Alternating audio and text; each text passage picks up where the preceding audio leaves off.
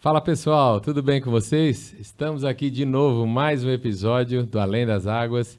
Esse programa aqui, o canal do YouTube que traz pessoas interessantes, histórias interessantes de Olímpia, que fazem parte do nosso dia a dia, para deixar seu depoimento, contar um pouquinho para nós dessas histórias incríveis aí.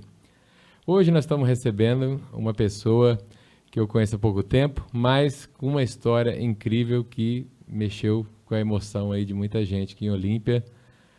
Quem não sabe vai saber um pouquinho mais. Eu convidei e ela topou na mesma hora de vir compartilhar um pouco. Até ela está defendendo agora um pouco da campanha de doação de órgãos, porque o caso dela, né, e do filho acabou comovendo não só ela, mas toda a cidade. Então, ela abraçou essa causa e foi um dos motivos que motivaram ela a vir aqui contar isso também, né? Uma história, a princípio, muito triste, mas que deixa uma mensagem de superação, de fé. Enfim, ela vai falar melhor tudo isso. E eu admiro muito pela força dela, do marido. Estou aqui com a Maíra Mouron, que é veterinária de formação, e tem essa história do filho, da família, para contar aqui para gente. Tudo bem, Maíra? Tudo bem, Rodrigo, tudo bom. Eu fico muito feliz pelo convite, tá? Falar um pouco dessa história, que é uma história tão forte, mas assim, é uma coisa muito pessoal, mas que a cidade inteira ficou sabendo. Eu sou muito grata por isso, porque teve muita força, muita oração. É uma história bonita, uma história de fé, com um início muito triste, mas com um final muito feliz, né? Então, estou super aberta para falar sobre a nossa história, para falar sobre a doação de órgãos, que eu levanto essa bandeira e vou levantar para sempre. E um pouquinho da minha profissão também, da minha história. Legal, vou falar de tudo isso aí. Estou aqui também com o Juan Santana, presente aí mais um episódio com a gente. Como é que você está? Eu estou ótima, né? Pode me chamar de Barba com Gabi agora. De Barba de com Barba. Tudo bem, Maíra? Tudo bem, Juan. Tudo bem? Gabi. Tudo bem, pessoal do Brasil que nos acompanha? Aproveitar, né? Pedir o pessoal, se inscreva, você que está começando esse programa agora, já aproveite, se inscreve, ative o sininho, compartilhe, mande para quem você quiser este vídeo para chegar mais longe, histórias como essa que você vai ouvir da Maíra agora.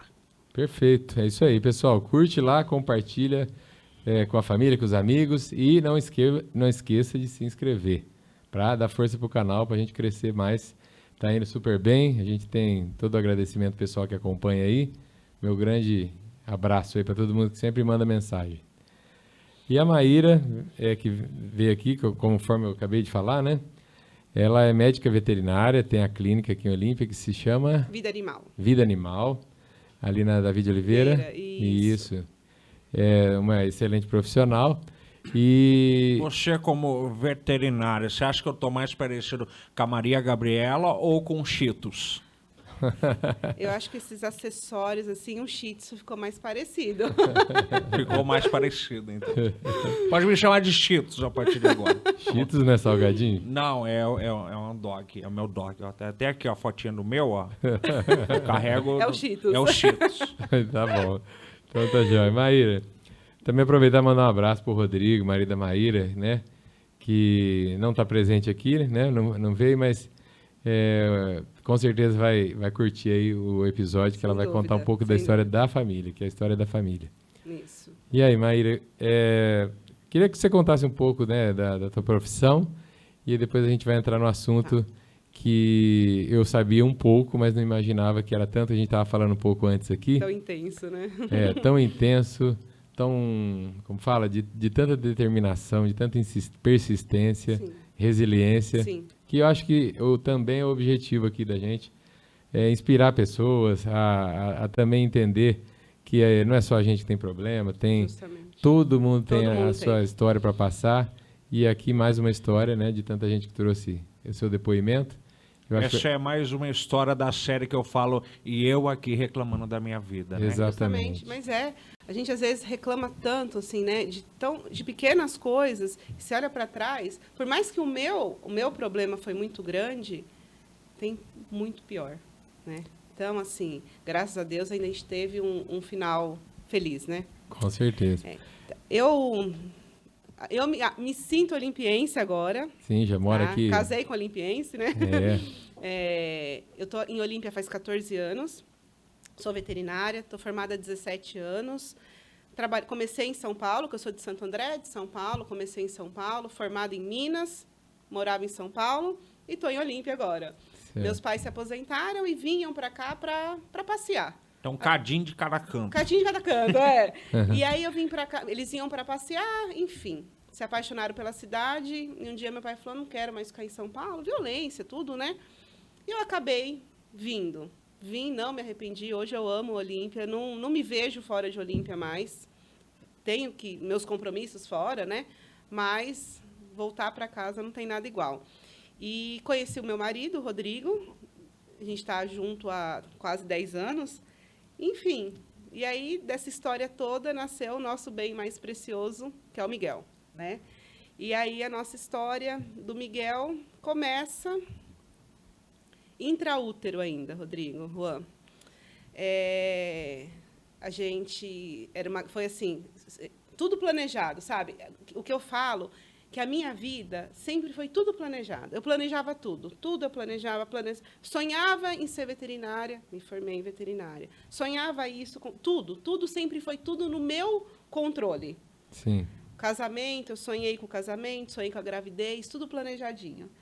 Aí a gravidez indo tudo muito bem. Um dia no ultrassom, a médica perguntou se eu tinha algum histórico familiar. Não tinha nada. Por quê? Porque os rins do nenê são um pouquinho menores do que o padrão normal. Aí eu falei, mas o que significa isso? E na minha primeira consulta com ela, na hora que ela bateu o nome no meu sobrenome, Moron, ela perguntou, você tem parentesco com o doutor Antônio Moron, da Escola Paulista, em São Paulo?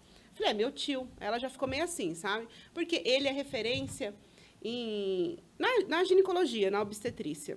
Certo, ele é médico lá médico, em São Paulo. em São Paulo, professor de universidade, né? Tem um histórico muito bom, muito conceituado. Sim. E ele das especialidades dele é feto mal formado, gravidez de alto risco. Na hora que ela perguntou se existia a possibilidade de ter um acompanhamento com ele, eu falei, bom, alguma coisa não está bem. Enfim, aí começamos a ir com 20 semanas, todo mês para São Paulo fazer ultrassom. E aí, você imagina para ele... Também pegar uma sobrinha com um caso grave, né? Depois você foi saber que é grave, né? Justamente, até então eu não achava, o nenê tem um rim menor, ok, tem um rim menor, eu não sabia a gravidade disso. Eu falo que, eu não sei por quê. Eu sou tão curiosa, sou tão de pesquisar as coisas, e eu nunca parei para pensar o que seria um bebê, né, com um rim tão pequenininho.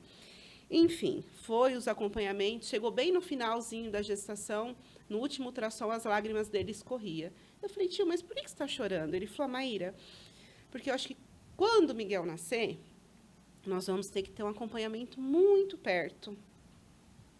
Enfim, e aí esse assunto ficou. O Miguel nasceu aqui em Rio Preto, ele veio para participar, e o Miguel nasceu bonitinho, fazendo xixi, perfeitinho, tudo certo. E aí aquela história, né? Para Deus, nada é impossível. Mas, enfim, pediu todos os exames. E na hora que saiu os exames não mentem, né? Junto com, eu falo, que o Miguel tinha que ser meu filho, Rodrigo. Não tinha outra pessoa, ele tinha que ser meu. Porque, devido à minha profissão, eu reconheci o odor da boca do Miguel. Porque, assim, os exames deram alterados, mas vamos esperar, né? O neném acabou de nascer. E o cheiro da boca do Miguel era um cheiro... Parecia quando a gente abre uma acetona de tirar esmalte. Era aquele cheiro. E na hora que eu senti aquele cheiro, eu falei, mãe... Minha mãe que estava comigo... Eu falei, mãe, é o cheiro dos cachorros, dos gatos que eu atendo com insuficiência renal. Minha mãe, Maíra, mas para com isso. O médico já não falou. Eu falei, eu estou te falando, eu sinto esse cheiro. Enfim, repeti os exames. Depois de, acho que 8, 9 horas que ele tinha nascido, já estava assim, um show de horrores os exames. Aí, nós pedimos a transferência para São Paulo. Lá no próprio hospital vocês já decidiram isso de imediato? Eu acho que assim, existiram várias cenas muito difíceis na minha vida, né? Nessa maternidade. Mas essa foi foi a primeira, né? Você imagina, uma mulher, você é pai, imagina, uma mulher faz todo o planejamento de uma gestação, lembrancinha, quarto, tudo enfeitado, de repente, não vai para casa. E não vai para casa e vai para São Paulo. Eu, de cesárea, tive que ir numa UTI móvel, com um dia de nascido. Que tá cheio de ponto, tá com dor, né? Com dor. Num banquinho de UTI desse tamanho, 5 horas de estrada. Uhum. Fomos para São Paulo, pega o teu nenê, coloca numa incubadora, acesso, um monte de coisa, foi para São Paulo. Chegou em São Paulo, o meu tio já estava em São Paulo, né? Porque ele veio pro parto e voltou, já estava me esperando, meu irmão, minha cunhada, todo mundo no hospital já sabia de tudo, né? Já pegaram o nenê, já foi direto para a UTI, depois me chamaram e já deram o diagnóstico, assim. Eles estão acostumados, né? É. Já deram o diagnóstico, ó, seu bebê, ele é um bebê insuficiente renal crônico. Eu falei, mas como crônico? Ele acabou de nascer faz menos de 2 dias, né? 1 dia e meio que ele tinha nascido, como crônico? É crônico, foram 9 meses na barriga, desenvolveu, virou uma doença crônica. E aí, o Miguel já começou, né? Falava, mas o que ele vai precisar? Vai precisar dialisar. Como assim dialisar? Na minha cabeça, diálise era uma coisa daquele senhorzinho, daquela senhorinha que o rinzinho, tipo, tá velhinho, não funciona mais. Já pela idade, Já né? pela idade. Imagina um bebê que acabou de nascer ser renal crônico. Uhum. Aí o Miguel já foi no outro dia para o centro cirúrgico, já passou um catéter, já começou a dialisar. E aquilo, a minha ficha não caía. Eu quase enlouqueci, né? Eu precisei de muito acompanhamento, tanto de profissionais quanto de medicação, porque... É que tem as séries de doenças que a gente acostuma falar que só dá com tal idade, né? Por isso que não acredita. Tipo, tô com menopausa. Não, é só com 40. Justamente, não é de 20 anos, não é? Exato. O renal também. Eu falava, não, gente, é um bebê. Aí eu lembro que uma médica entrou, nunca vou esquecer dela. Eu falei, doutora, mas o que ele vai precisar? De transplante. Eu falei, mas como assim transplante? Recém-nascido. Mas só com 10 quilos. Aí eu pensei na minha cabeça, mas 10 quilos? Acho que é rápido, né? O Miguel chegou com 10 quilos com 3 anos e 3 meses. A criança renal, ela não come. Ela não tem apetite, os exames são tão alterados, os eletrólitos são tudo tão alterado que ele nauseia o tempo todo. Ele não cresce, porque interfere o rim, a gente não imagina, mas o rim, ele controla produção de cálcio, de tudo. Então, a criança não cresce, a criança tem fragilidade, ele não consegue andar, ele não tem força, musculatura, não ganha peso, não cresce, não tem fome. E fora que não controla a pressão. Então, eles, além de tudo, eles são hipertensos. O Miguel tomava 5 medicações para tentar controlar a pressão e não controlava. Ele chegou uma vez a convulsionar por hipertensão. A pressão dele chegou a 20/18. Ele teve uma crise convulsiva. Meu Deus. E aí, nessa primeira internação, foram 76 dias dentro de um quarto de Do dia hospital. que nasceu e foi para São Paulo até lá, 70... Eu saí, Rodrigo, no dia 29 de casa, de novembro, que foi o dia que ele nasceu. Internei um pouquinho antes, né? Aqui em Rio Preto. Eu voltei em março. Deixou tudo aqui e foi. Deixei tudo e fui. E aí, nesse tempo, igual você falou aí, ele chegou a 3 anos a ter o peso ideal para fazer o transplante. Teve muita coisa aconteceu. Muita, Rodrigo. Nesses 3 anos, aconteceu muita coisa. E aí eu queria que você contasse um pouco, porque teve saídas do hospital, volta para o hospital. Sim, a nossa rotina era basicamente hospital, né? Então, assim, você cai numa realidade que você nunca viu. Você vê um bebê de 2 quilos, de 3 quilos, ligado numa máquina de hemodiálise. Você entra assim, você olha aquilo, você fala, meu Deus, onde que eu tô? Sabe? Eu nunca tive problema de saúde, meu marido também não. Mesmo assim, meu pai, minha mãe, meu irmão, eu nunca tive contato com ninguém assim doente. Sim. Problemas de saúde, assim, de coisas que são tratáveis em casa, ou às vezes interna um período e volta, mas nada grave. E aí, então, nessa primeira internação, eu e o Rodrigo, meu marido, a gente aprendeu a dialisar uma máquina de diálise peritoneal. Existem, na doença renal crônica, né, em fases que a gente chama, infelizmente, terminal, é quando o rim ele não funciona mais mesmo. Porque tem algumas pessoas que têm doença renal, mas tem um resíduo ainda. Então, tipo, ele funciona. Tem algumas limitações, mas funciona. Com medicamento, com alimentação, você consegue controlar. Quando já é grau 5, né, que nem do Miguel, ele tem a doença dele, chama refluxo vésico-ureteral bilateral. Foi uma má formação na hora da formação do trato urinário do feto. E causou tudo isso. Destruiu a parte que filtra. Então, o organismo dele tinha que precisar de um tratamento substitutivo. No caso, a gente começou com a diálise peritoneal. É muito comum em bebês pequenininhos usar essa modalidade. Então, é uma máquina com líquido, tipo pensa numa bolsona de soro bem grandona, e o nenê tem um catéter na barriga. Então, esse catéter não pode molhar, não pode puxar, não pode entrar sujeira, nada disso. Imagina que uma criança em desenvolvimento, né, uma criança normal, começa a comer, começa a andar, depois ela começa a brincar. Não Isso teve. tudo aí... Não teve. Não Não teve. E aí, eu e o Rodrigo, a gente aprendeu a dialisar uma máquina. Quando a gente voltou para casa em março, aquele quarto lindo de nenê, de recém-nascido, virou um quarto de hospitalar, né? Vocês montaram uma estrutura para poder voltar e ficar em casa. Aí nós trouxemos a máquina, o material, sabe? Eles entregavam o material, assim, aquele monte de caixa, aquele monte de coisa. Era bem triste de olhar, assim, aquele bebê, aquele monte de material, sabe? Certo. E aí a gente dialisava. Aprendemos a dialisar o Miguel e eu e o Rodrigo, a gente começou a intercalar quem queria, mas eu não tinha, gente. Eu não tenho vergonha nenhuma, nenhum problema em falar disso. Eu não tinha estrutura emocional. Eu não conseguia. Não é que eu não aceitava, não é isso. O meu filho, eu não aceitava a situação. O porquê um bebê passar por isso, por que eu passar por... Eu falava, gente, eu nunca fui uma pessoa ruim, por que eu estou passando por isso? Por que meu filho acabou de nascer e está passando por isso? Eu ia falar, deve ter essa pergunta, por que comigo, né? Deve ter feito muito essa pergunta. Por que comigo? Eu nunca ouvi falar em ninguém que teve esse problema, né? E aí, enfim, aí chegou a um ponto que eu não tinha estrutura nenhuma mais.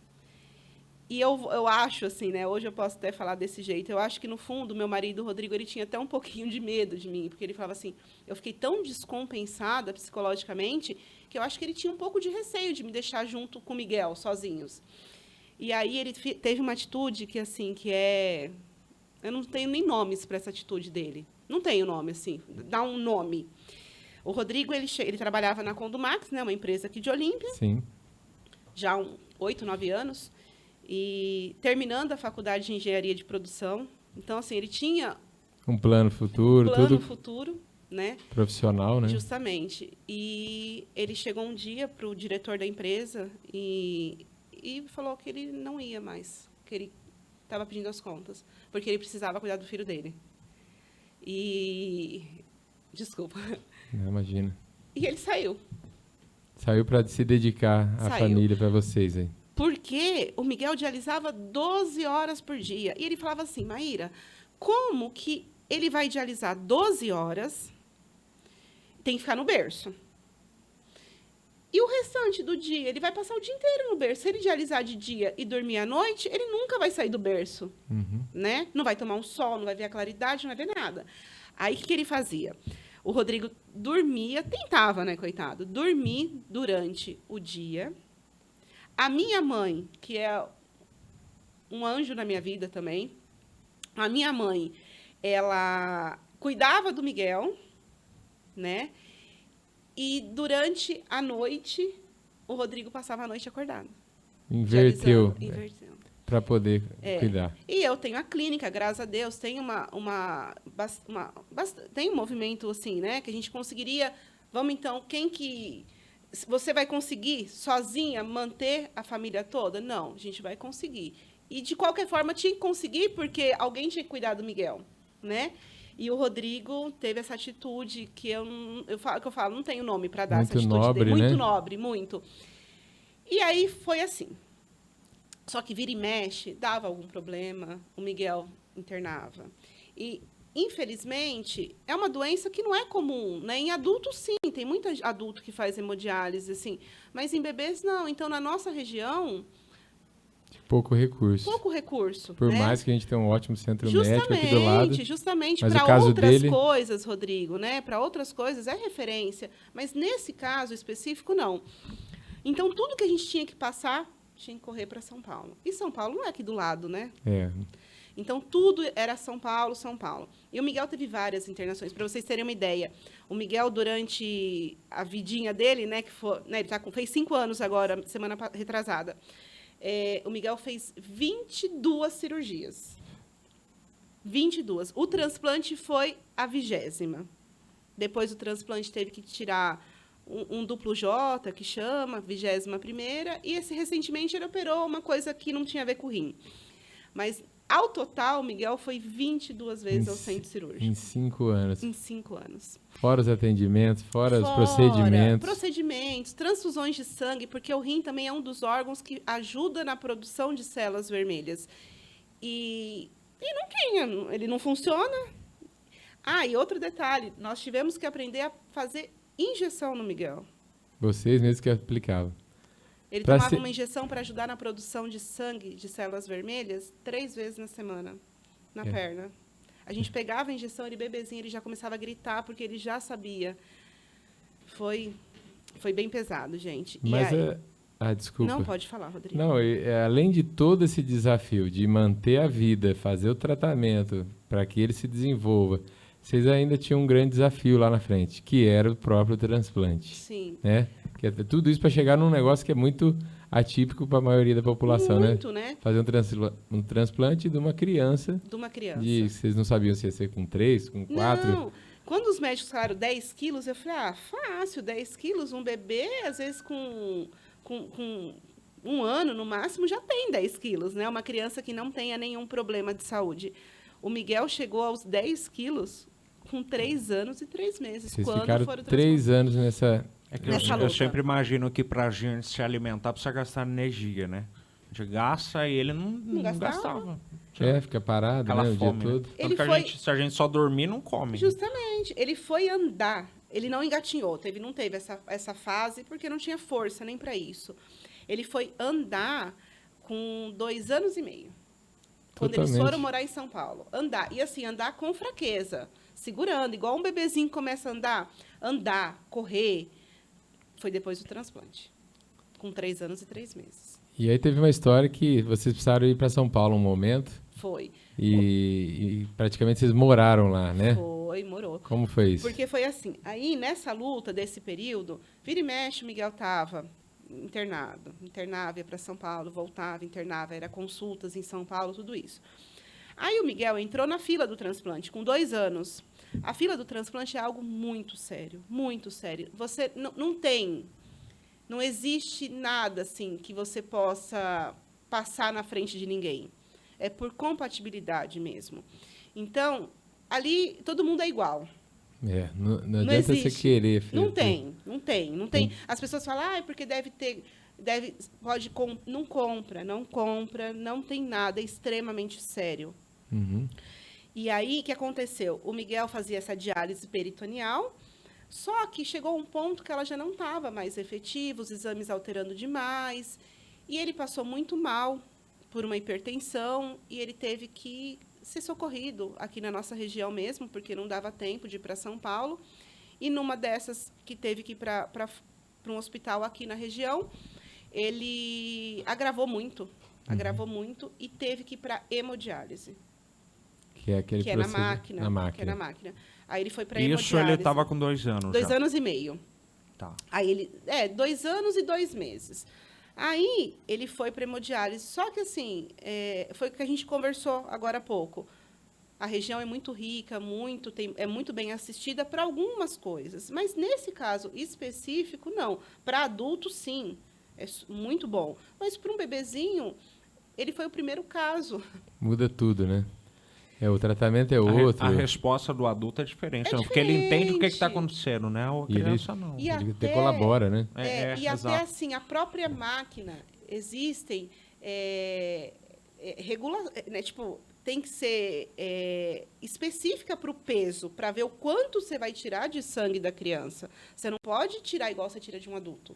Senão você tem risco de deixar a criança em óbito na máquina. ligado na máquina. Aí, É muito sério. E aí, um dia eu falo, sabe, Rodrigo, não sei nem se cabe assim falar de religião, mas eu sou muito, muito devota de Nossa Senhora. Teve um participante teu aqui, o Frei Mauro. É. Eu sou apaixonada nele, é esse o nome. Uhum. Eu amo ele de paixão, porque ele me deu muita força. Muita força, muita. Desde o meu casamento, gestação, ele fazia chamada de vídeo comigo no hospital. Então, assim, eu falo que naquele dia exato, foi até engraçado, que foi no dia do meu aniversário de casamento, dia 16 de julho.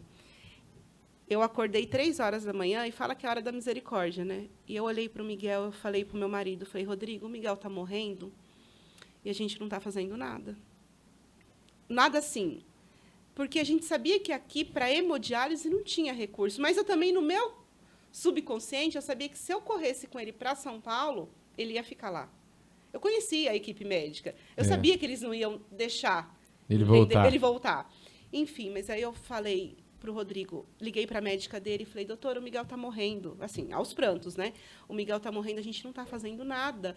Eu sinto que eu estou perdendo meu filho. E aí ela falou, eu falei, nós vamos levar ele para São Paulo agora.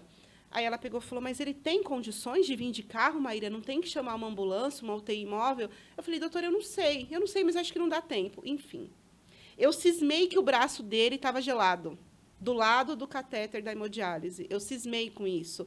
E eu não era loucura da minha cabeça, eu sempre reparava nos pequenos detalhes do Miguel. Coisa de mãe, né? Inexplicável. Pois chegamos no hospital em São Paulo, na hora que a médica viu o braço, já correu para o centro cirúrgico, porque realmente estava trombosando. Ele corria o risco de perder o braço. Meu Deus. E aí começou, né? Aí ficou internado para estabilizar. O Miguel estava muito mal, muito mal, muito mal. Ele estava retendo líquido, ele já não urinava mais, ele não produzia urina. A ingestão hídrica dele era mínima, mínima. E aí, eu voltei para a Olímpia, porque eu tinha que trabalhar. E o Rodrigo e minha mãe, como sempre, né? Eles, as médicas fizeram uma chamada de vídeo e falou, Maíra, é o seguinte, assim, papum, sabe? Sem rodear. Sem rodear. O Miguel vai ter que ficar aqui até o transplante. Ele não tem condições de tratar ele à distância. Aí eu comecei a chorar, eu falei, doutora, eu não tenho escolha, é a decisão mais difícil, mas se é pro bem dele, que assim seja, né? E a vida de vocês era aqui em Olímpia, né? Era tudo aqui. Tudo aqui. Como que deixa ele lá ou vocês vêm, né? E aí, bom, para vocês terem uma ideia, o Rodrigo, minha mãe e o Miguel foram dia 16 de julho de 2020 e só voltaram em abril de 2021.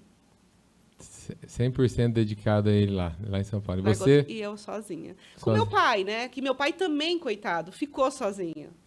Minha mãe largou meu pai e falou, eu não vou deixar meu neto sozinho. E nem o Rodrigo. Imagina, o que esse moço, ela falava, vai fazer sozinho? Quem que vai limpar? Quem que vai... Sabe, coisa de mãe, né? E ela foi.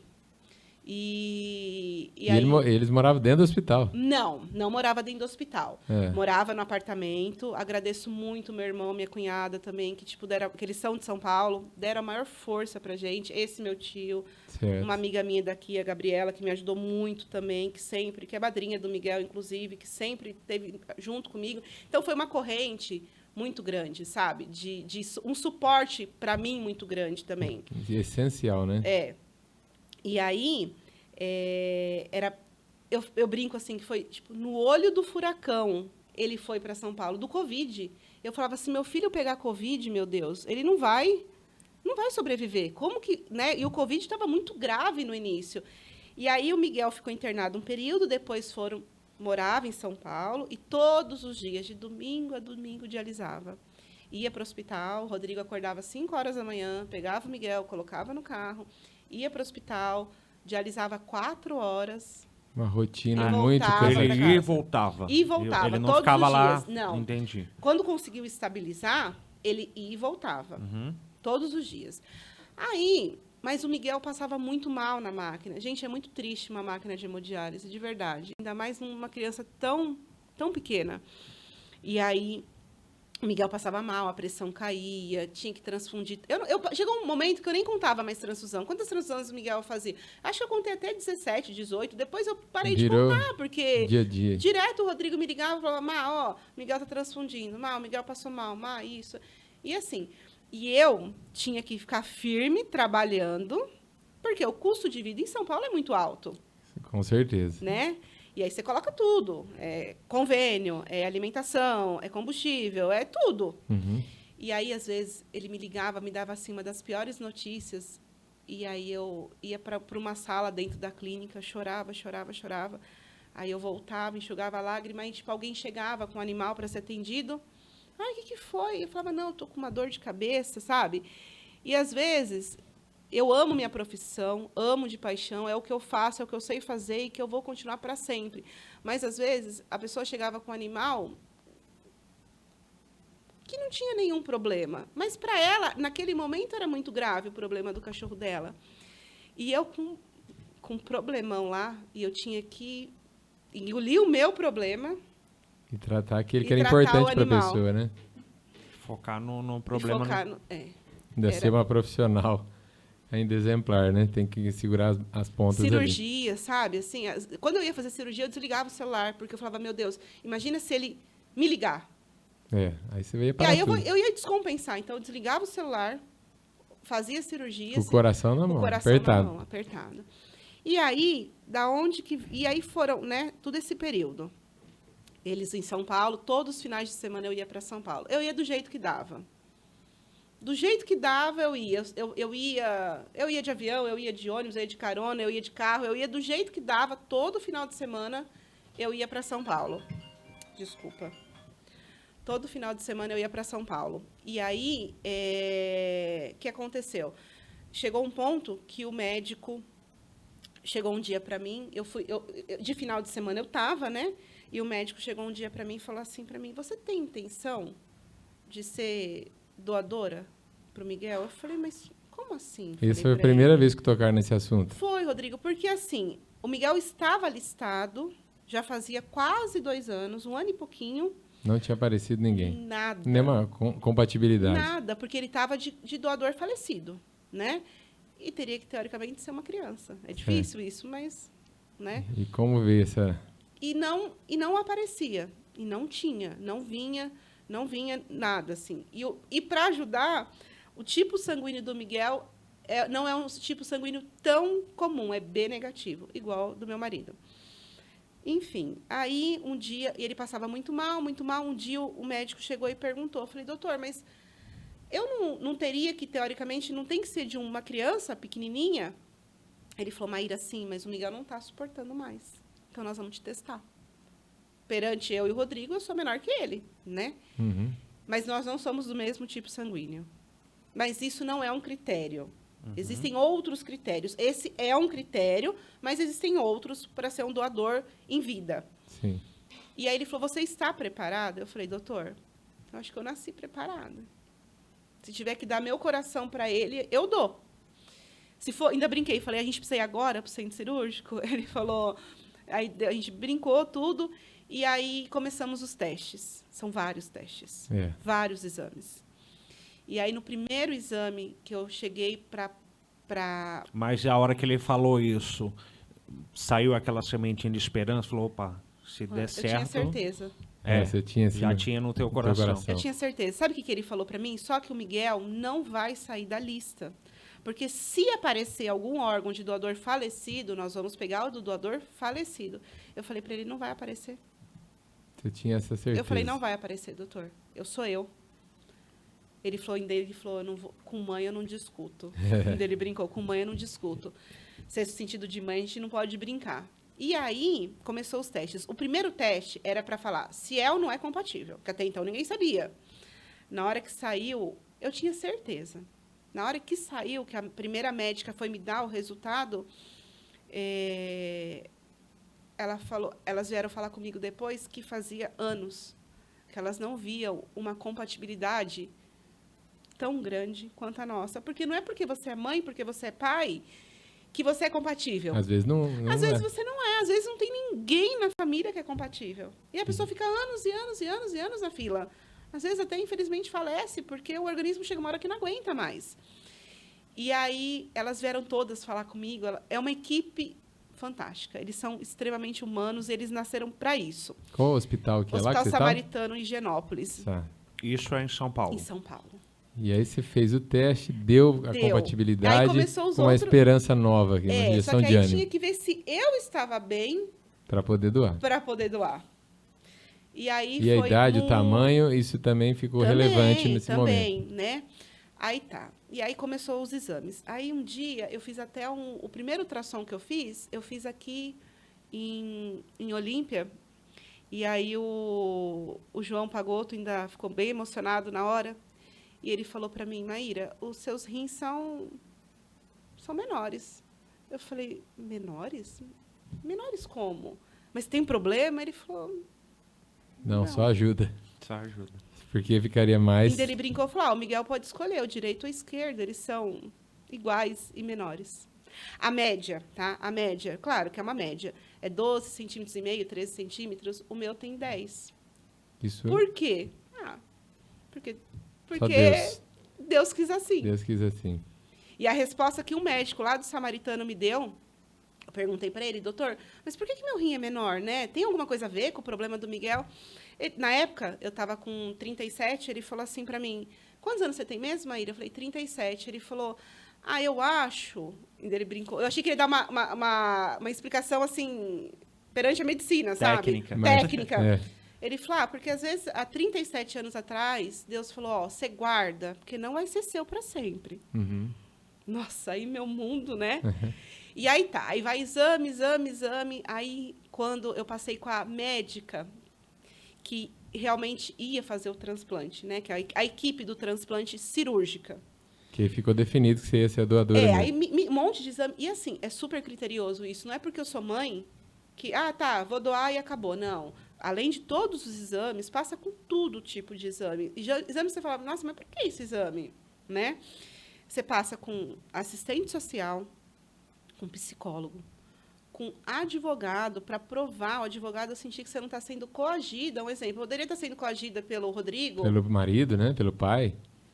É incrível isso, assim, sabe? E aí, todo quando eu ia cuidado para depois não ter um arrependimento, alguma coisa desse tipo. Justamente. E assim, na hora que começava as entrevistas, né, que era separado, cada dia era com um, eu tive que ficar um período em São Paulo. Mas Começava a falar, falava, não, eu tenho dúvida que você não está sendo coagida, eu tenho dúvida que é isso que você quer. E aí, no dia que definiu vai ser a cirurgia, então Na tá. tua cabeça tava assim, chama a Globo que eu vou falar pra todo mundo, ó, eu quero doar, pronto. Ninguém tá me coagindo, é isso que eu quero, eu nasci para isso. E aí, o que aconteceu? No dia que... e uma coisa interessante, que quando eu pensava no transplante, quando eu já definiu que eu ia ser a doadora, eu colocava a mão do lado esquerdo, mas na minha cabeça eu nunca pensei, tipo, o lado esquerdo. Mas eu colocava a mão aqui. Falava, nossa, o rim, meu Deus, vai dar... Porque eu acho que era o lado do coração, sabe? Vai dar tudo certo. E um dia, por vídeo, quando o João falou isso, que os rins eram iguais, eu, por vídeo, falei para o Miguel, escolhe um lado, direito ou esquerdo? Ele virou para mim e falou assim, esquerdo. Aí eu parei e falei, peraí, esquerdo é esse lado que eu ponho a mão. Tá bom, passou. Aí fiz um exame que chama angiotomo, que é para definir realmente qual rim queria tirar. E aí a médica colocou assim um computador enorme assim no consultório, lá em Rio, São Paulo, com o exame, um exame lindo, que você vê tudo, né? E ela, muito doce, falou, Mazinha, eu já escolhi. O Miguelzinho vai receber o seu rim esquerdo. confirmando tudo aquilo que... Aí eu falei, doutora, o Miguel já tinha escolhido e eu também. E, realmente, foi o rim esquerdo que eu doei. Não faz falta nenhuma para mim ele. Nenhuma. A gente vive normal com rim. Eu tenho um rim e o Miguel tem 3. Tá? Porque não tira. não tira? Não? Não tira, porque eles atrofiaram. Então, eles ficaram muito pequenininhos. Tanto que no ultrassom... Não dá nem pra ver mais. Você sabe aquele sombreamento, assim, sabe? Mas, tipo, não dá pra ver um rim. E não atrapalha também. Não, porque se fosse tirar, ia ser muito tempo de cirurgia, sabe? E muito mais invasivo, muito mais dolorido. E aí, o rim transplantado, o enxerto, que chama enxerto, o enxerto coloca-se na frente. Então, a cicatriz do Miguel é assim, do lado do umbigo. Onde você põe a mão aí? Aonde onde eu colocava a mão, Rodrigo. É. E eu nem sabia, eu não sabia onde que era, onde recebia o rim, nada. E o meu corte é aqui embaixo. Eles tiram da frente o acesso. Por quê? Foi o que eles explicaram. Quando você vai tirar um rim, porque ele não funciona mais, você pode tirar de trás.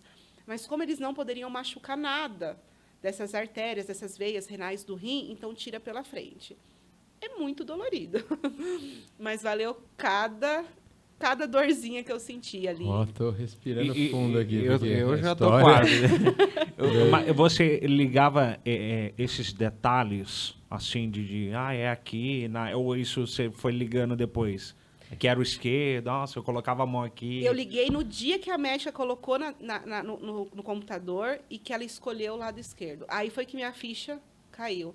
Falei, Deus sempre já tinha escolhido esse lado. Eu escolhi esse lado, o Miguel escolheu esse lado e a médica escolheu esse lado. Então, tipo assim, era para ser o lado esquerdo, o rim esquerdo. E foi o rim esquerdo que tirou meu e colocou nele. Ô, Maíra, tanta história assim que a gente não está acostumado a ouvir, que a gente até se emociona de te ver assim também contar. E você deve ter contado essa história 1000 vezes para as pessoas próximas, para os pacientes, para os clientes da clínica. Que eu vejo que mexe com você a cada vez que conta. Não tem nunca eu consigo falar sem chorar. São coisas inexplicáveis, né? Eu acredito muito em Deus, né? Tem Nossa Senhora aqui que acompanha a gente em todos os programas. E assim, não dá realmente para entender, explicar. E eu, assim, a minha pergunta né? O que fica... lógico que você está ainda numa batalha, isso eu acredito que é uma luta todos os dias, né? Sim. As coisas não ficam 100% resolvidas nunca, né? Agora você vai se preocupar com as coisas de mãe, né? As doenças de criança, né? As doenças normais, assim. Mas, assim, o que ficou de mensagem ou de aprendizado disso tudo? Qual que é a resposta, se é que tem uma resposta para tudo isso? Rodrigo, assim, a gente tem que dar valor nas pequenas coisas, sabe? Nas pequenas coisas mesmo, assim. Porque, assim, às vezes a gente pensa até às vezes... a gente dá valor em tantas coisas, às vezes até futilidades, algumas coisas assim. E o Miguel, ele tomou o primeiro banho da vida dele depois do transplante. Depois de 3 anos de idade. O primeiro banho do Miguel de entrar no chuveiro, e a gente toma banho todos os dias, entra no chuveiro, sai, e tipo, normal, né? A gente faz xixi toda hora, deu vontade de fazer xixi, vai no banheiro, faz xixi. O Miguel não urinava. Ele não urinava. Então, se ele não urinava, ele não podia ingerir líquido. Então, assim, o Miguel tomava isso daqui de água, o Miguel tomava isso daqui, o Miguel não tinha fome. Então, assim, a gente dá valor nas pequenas coisas. O primeiro banho do Miguel foi um evento. Ver ele na água tomando banho, ver ele brincando na água. A primeira vez que o Miguel entrou numa piscina, que ele entrou no mar, sabe? Então, ele poder comer um chocolate igual uma criança, poder tomar uma garrafa de água. Hoje, o Miguel tem que tomar, no mínimo, 1 litro de água por dia. Porque o rim é grande. Então, ele tem que hidratar. Entendi. Né? Então, ele tem que hidratar. Então, assim, é um cuidado diário, né? Então, assim, o Miguel tem acompanhamento. Agora, deu uma espaçada, mas a cada 2 meses a gente tem que ir para São Paulo. Passa com a equipe, né? Tudo que acontece com o Miguel, a gente tem que repassar para a equipe. Graças a Deus, a gente é muito bem respaldado. Eles são fantásticos. E, assim, toma medicações para não rejeitar, porque por mais que a nossa compatibilidade é muito grande, o organismo dele pode entender, em algum momento, que aquilo não é dele. Então, a gente ainda vive com esse fantasma do medo. Sempre vocês têm esses cuidados. Porque pode ser que um dia esse rim não funcione mais. A gente sabe disso. E pode ser que um dia, em nome de Jesus, isso não vai acontecer. Ele possa ter que voltar para a hemodiálise, ele possa precisar de um novo transplante. Sim. Mas eu não vou pensar nisso, porque eu vou me pegar nas histórias de superação, nas histórias... Esses dias eu vi uma reportagem de um cara aqui de Ribeirão Preto, um senhor. Faz 50 anos que ele recebeu um rim. E ele está lá, firme e forte, nadando. A reportagem foi ele nadando. Então, né? que seja assim, Que seja assim. Fala, o Miguel vai ser isso, né? Isso. E o Miguel hoje está Tá ótimo. Só evoluindo. Só evoluindo, crescendo. Hoje ele cresce, hoje ele ganha peso. O Miguel, ele transplantou com 89 centímetros com 3 anos. É o tamanho do bebê. Ele tá com 5 anos. 5 anos, fez 5 anos. Hoje ele tá com 1,10 m. Festa de aniversário. Tudo. Quem não tinha... Nada, né? É, Hoje ele pulou pode tudo. comer, pode brincar, não tem perigo de catéter, de infecção, não tem nada. Em Ele não tem nada. Em teoria, ele tem 2 anos de vida. Total. Assim, né? Que nasceu de novo, né? É, Nasceu de novo. renascimento. E sabe que eu falo? Que o transplante, isso até eu queria... Eu vou pregar realmente, eu sempre vou pregar a doação de órgãos, a Um pouquinho importância... mais perto. a importância da doação de órgãos, porque quando uma pessoa ela recebe um órgão, independente se é um rim, se é um coração, se é um pulmão, se é um fígado, não é só ele que renasce, é uma família inteira. Eu falo que a minha família, a gente sobrevivia. Um dia uma amiga me mandou uma foto minha, antes do transplante e depois do transplante. Ela falou, Maíra, olha o seu sorriso antes do transplante e olha seu sorriso hoje. Era um sorriso, sabe aquele sorriso amarelo, sabe? Que, tipo, você faz aquela cara. Hoje, eu olho pro meu filho, eu agradeço a Deus todas as noites, e a gente reza, eu e ele, e pede para Papai do Céu abençoar o rinzinho que vai durar para sempre. E ele tem consciência de tudo. Ele tem consciência de tudo. E ele sabe tudo o que aconteceu. Ele lembra das crianças que faziam hemodiálise com ele. Ele sabe, tanto que quando ele reza, ele coloca o nome de algumas crianças que também que passaram, que eram tipo mais próximas. Ele mesmo fala o nome das crianças. Que legal. Então assim, o transplante ele é um renascimento para todo mundo. E eu tive a graça, a dádiva de dar a vida para o meu filho 2 vezes. Isso. Né? Porque eu falo que o renascimento do Miguel... Gente, o Miguel não comia. O Miguel nunca tinha comido arroz e feijão dentro do hospital. Foi bem curto o pós-operatório. Ele tirou de letra. Dentro do hospital, ele comeu. E aí ele operou lá e já... Aí você já logo, assim... 3 meses. Uma Eles recuperação. exigiram 3 meses perto deles, porque tinha que fazer exame. Ainda dia depois, sim, dia não. Para ver se 3 estava meses tudo lá. ok, né? Aí, depois de 3 meses, eu fui liberada a voltar a trabalhar com 3 meses, porque não podia fazer esforço, não podia isso, não podia aquilo, um monte de recomendações. E o Miguel também. Aí, depois de 3 meses, todo mundo voltou. O Miguel, tadinho, acho que ele nem reconhecia mais nada, porque... Ah, Olímpia é novidade para ele. Ele ama Olímpia. Ele vai para São Paulo, ele fala, mamãe, agora eu quero voltar para Olímpia. Eu quero minha casa, ele fala.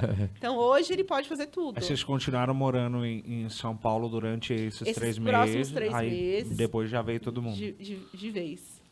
De vez. Mas que história, hein? Que história. Essa... Não tô conseguindo mais imitar o meu personagem.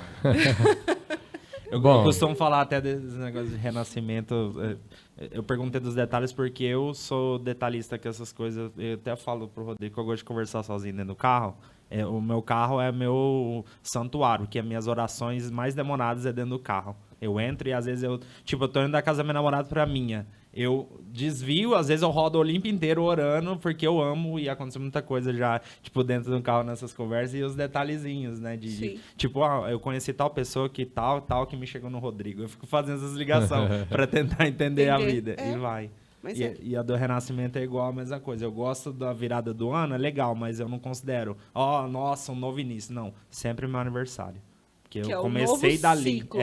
Então, todo meu aniversário eu começo as minhas metas dali. Tem 12 meses até o próximo para realizar essas coisas aqui. Sempre do aniversário, nunca Ali do que ano novo. Teu ciclo começa ali. É. Mas, é impressionante. É muito mais do que a gente imaginava. Acredito que você deve estar pensando a mesma coisa. Uma lição de vida. Eu acredito que também estou feliz por poder compartilhar e que as pessoas também toquem no coração das pessoas para não só admirar esse gesto, né, que você teve de doar, de se doar também uma parte da vida do marido do Rodrigo, que também fez uma história toda diferente para poder dar certo. Inclusive, mandar um abraço para o Rodrigo, para sua mãe, como é o nome dela? Maria e o Miguel. Sintam-se abraçados aí pelo canal Além das Verdade, grande abraço aí, viu? Foi uma rede muito grande, sabe? Tem uma história também do meu cunhado, que eu queria ressaltar, que ele trabalhava numa empresa aqui, e quando o Rodrigo foi embora, ele chegou para mim e falou assim para mim, Maíra, eu vou pedir as contas do meu emprego. Fazia, acho que uns 4, 5 anos que ele trabalhava nessa empresa. Eu falei, mas por que, Gustavo? Ele falou, porque eu preciso te ajudar. E eu senti que Deus, eu vou ficar no lugar do meu irmão. E ele pediu as contas e veio trabalhar para mim. Então, mobilizou muita gente, né? E, assim, ele jogou tudo pro alto. Ele tinha uma estabilidade, tudo, assim, sabe? Ele tem uma família. E ele jogou tudo pro alto e ele veio trabalhar, trabalhou 3 anos comigo. Ele falou, não, eu vou ficar no lugar do meu irmão para te dar força, porque eu sei que você precisa. Então, assim, foi também, tipo... né? Eu acho que durante o processo é muito doloroso e a gente talvez não consiga pensar, mas você falando, eu fui desenhando tudo e parece que tudo foi se encaixando. Foi. As pessoas foram, dar o certo, sabe? né?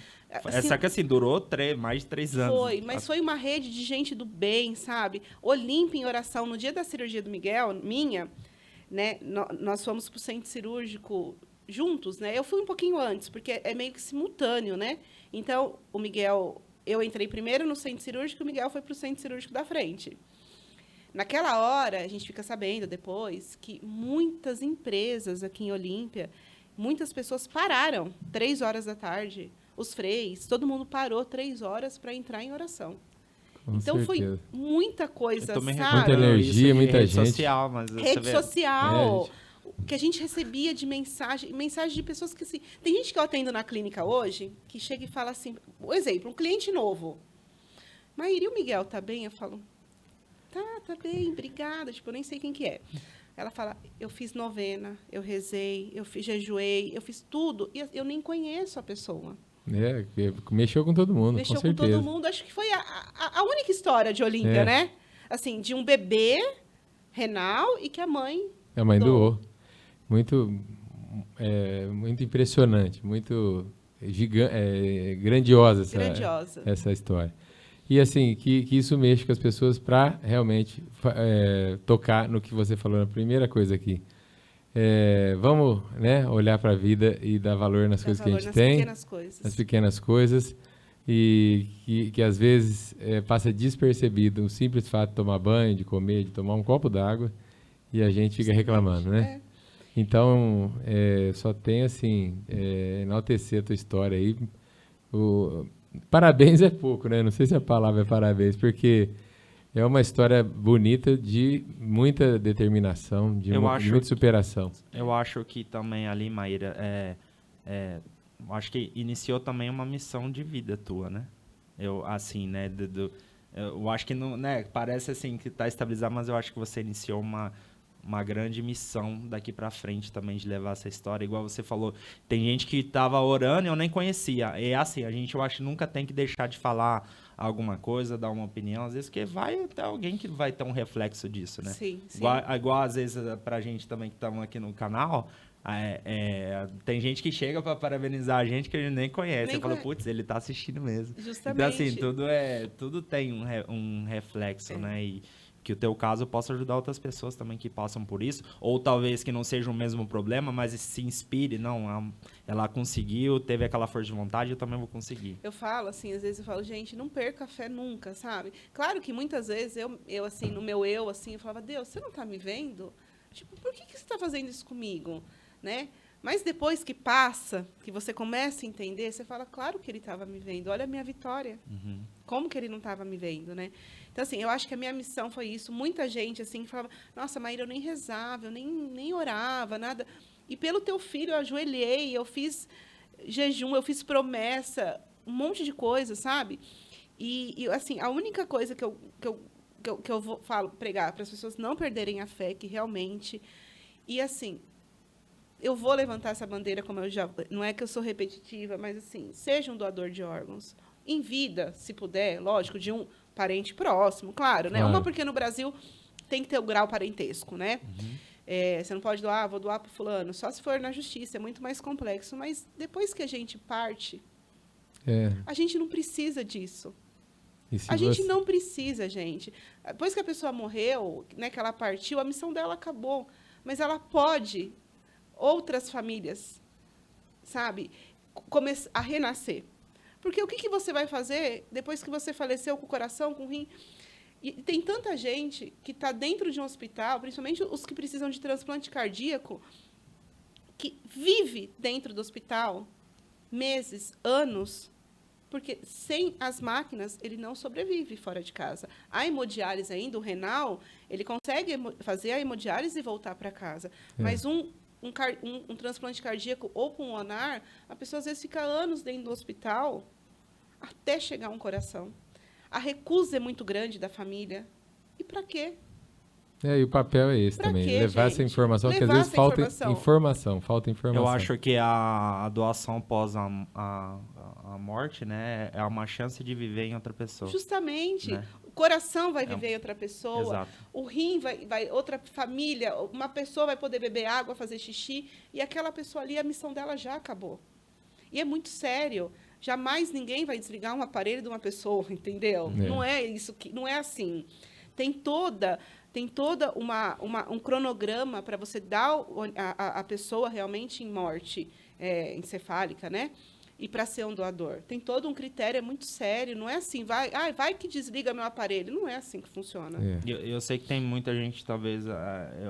eu costumo falar que tem muita gente que fala isso brincando, né? Do mercado negro. Fala assim, que é tão sério essa falta de órgãos e tudo, que é um negócio que existe no mercado negro. É um negócio muito caro. É muito caro e é sério, né? Então, se a gente... Sim. Se a quantidade de pessoas que falecem não teria a espera de órgãos se todo mundo fosse doador. Não teria, porque é muito maior. É muito maior.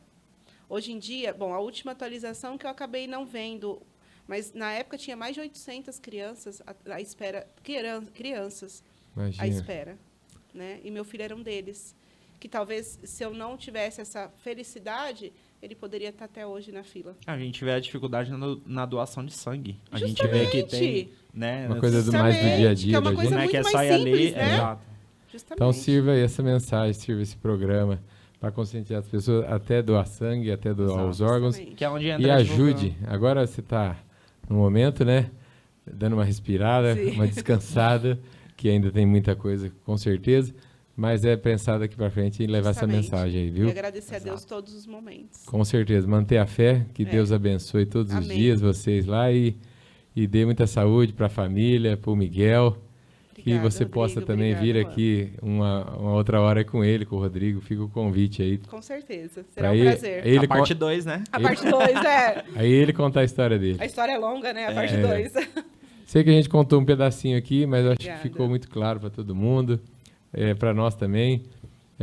A gente passa a te admirar mais ainda por essa história, por essa vontade de vida, por essa superação aí. Fico feliz de te receber. E poder compartilhar essa história com todo mundo aí, viu? Eu que agradeço. Foi um prazer. Deu um trabalhinho, tem várias vezes a gente marcou, mas aí acabou dando certo, né? A gente marcou acho que umas 3, 4 vezes e não dava certo, mas... Você viu quando é pra ser? Né? Tinha que ser hoje. Legal. Vamos dar um recado pessoal para que tá assistindo a gente aí. Eu vou voltar ao meu personagem. Aproveitar você que está em casa, assistiu o programa até agora, a história da Maíra, essa história linda de superação de vida. E aproveite, se inscreve no canal, ative o sininho, notificação, compartilhe esse conteúdo para chegar para mais pessoas. Às vezes tem alguém que precisa ver uma história dessa para, né, se motivar ou tomar alguma decisão na vida. E é importante, por isso, compartilhe, se inscreva, ative as notificações. E obrigado por ter ficado aqui com a gente até agora. É isso aí. Bom, sei que a Maíra falou bastante, contou tudo, agradeceu, mas eu deixo à vontade para você quiser fazer suas considerações aí, agradecer alguém ou, enfim... Eu agradeço primeiramente o convite, né? É um prazer falar sobre isso. É algo que nem a gente comentou, é muito íntimo, mas eu tenho prazer em falar da minha história e falar da nossa vitória, né? Então, eu agradeço o convite. Fiquei muito feliz de vir falar sobre isso. É um assunto que eu falo com muito prazer. Me emociono sempre, não tem como, mas é muito, muito prazeroso. Eu gosto muito de falar e mostrar para as pessoas que eu sempre pensei assim, Deus não vai fazer o milagre pela metade, Ele não faz, né? Então, Deus é maravilhoso e Ele sempre esteve do nosso lado. Então, para as pessoas nunca perderem a fé, e eu agradeço, principalmente ao Rodrigo, eu falo que Deus, quando eu tinha que vir para Olímpia para arrumar um marido aqui, né? Porque esse que tinha que ser o marido, Tinha que ser esse. tinha que ser ele, o pai do Miguel. Então, principalmente a ele, que é minha base, que é minha estrutura. Na hora que eu fraquejo, quem está do lado em pé é ele. Um completa o outro e Sim. vocês vão junto aí. Né? E a família toda, né? É. Mas ele me mantém firme, me mantém em pé. E, para finalizar, nada mais do que mandar um beijo pro grande amor, né? Que é o Miguel, que é tudo, é a razão da minha vida. É por ele que eu fiquei firme, é por ele que eu tô aqui. Miguel, eu te amo. Legal, muito bom, muito bom. Emoção aqui, hoje, aflorando aqui. Mas fico contente aí de ouvir a tua história. Queria aproveitar, né, para agradecer o pessoal que ficou até agora assistindo a história da Maíra, do Miguel, do Rodrigo. E compartilhe essa história com os conhecidos, com os amigos. Curta, comente aí e fique ligado, porque toda sexta um novo convidado. E a gente continua por aqui. Conto com sua divulgação, sua inscrição aí no nosso canal para chegar a mais pessoas possíveis. Tá joia? Pessoal, grande abraço, até o próximo e tchau, tchau.